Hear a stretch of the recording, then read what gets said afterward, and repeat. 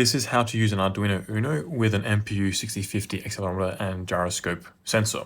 This goes through the wiring and the coding. So I have the Uno here and the sensor connected to it. You can see here that the sensor has a bunch of different names on there for each pin. The first pin here is VCC. That's the power. So I have this orange cable. It's close enough to red. That goes to the 5 volt on the Uno. I then have the ground pin, which is the second pin. That black cable goes to the ground on the Uno. Then the next cable is for the SCL, so the clock. That's the green one that goes to A5 on the Uno. Then we have the SDA, which is the blue cable. That's the fourth pin on the sensor. That goes to A4 on the Uno. I'll just give you a closer look here. There, and that's how it connects to the Uno. Let's now look at the code. So once you've opened up the Arduino IDE, go to Tools, Manage Libraries, because we'll have to install some libraries for this MPU6050. Then in the Library Manager, type in MPU6050, and there are a bunch of different libraries for it. We're going to be installing the one from Adafruit, and if you press Install, then it's going to come up with a little box saying that you may need some other libraries that this library calls upon. So whichever ones you don't have, just press Install All and then wait for them to install. So that has installed now. We'll close the window, and if we go into File, we'll see that there are a few examples that we can use. So we come down to MPU6050, basic readings, motion detector, etc. Just open up basic readings, and we'll use this one to upload to the board. So some things to go through in this code are, first of all, we install the libraries. So we have 3 different ones here.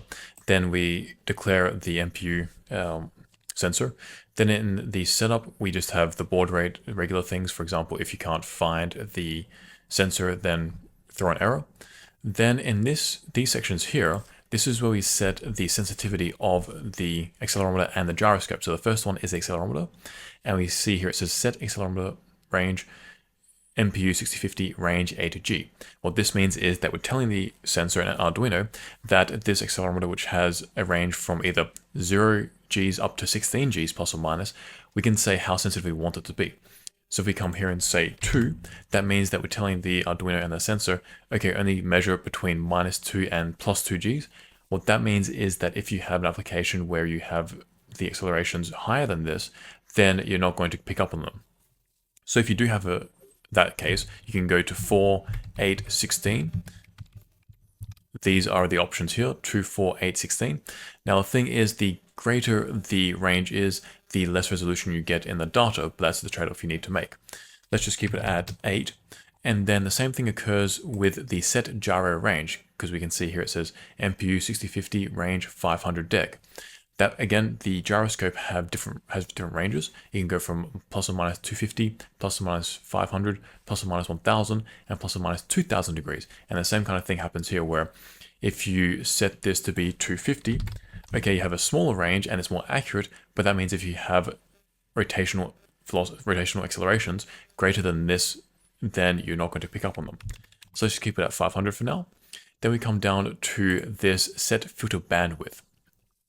So this is effectively just a filter to get rid of some of the noise, and you can play around with this to see how it affects the results. You can put it to 260, 184, 94, 44, 21, 10, and 5 just by changing this number here.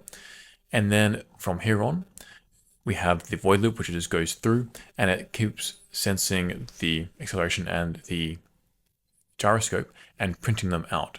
So let's upload that to the Arduino now. It might take a few seconds, so I'll just pause this and come back to it once it's done. Okay, so that is done uploading. Let's now open this serial port, and we'll see that the sensor here, I haven't moved it, it's just on the table. And if I rotate it around, then the values will change a little bit. And you can play around with this and see what the results are. You can see here that they're coming down to radians per second, not degrees per second. So these numbers will be a lot lower than what you might expect if they were degrees, but because they are radians, it's quite small. So that is how you use the MPU6050 and the code for it.